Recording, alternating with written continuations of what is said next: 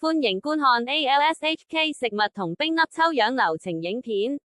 請嚴格按照影片中嘅步驟操作，以確保檢測嘅品質。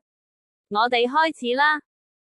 採樣前，請先清潔雙手30秒，再戴上手套。跟住喺手套噴啲70%酒精，係咁捽對手，確保成對手套都消毒晒。之後喺個工具袋同採樣袋嘅開口位噴啲70%酒精，係咁捽佢，確保徹底消毒。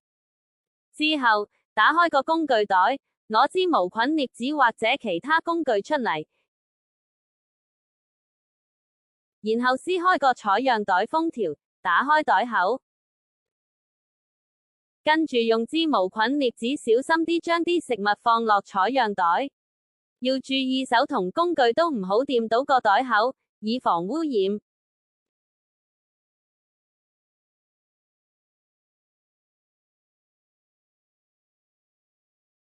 搞掂之後，先撳返啲空氣出嚟，跟住兩隻手捉住袋口兩條鐵絲向下接，再擰實佢，確保個袋係封實咗。最後請在包裝寫上樣本名稱，方便 ALS 同事作核對工作。關於食物或冰粒檢測需要嘅份量，大家可以參考返上面個表。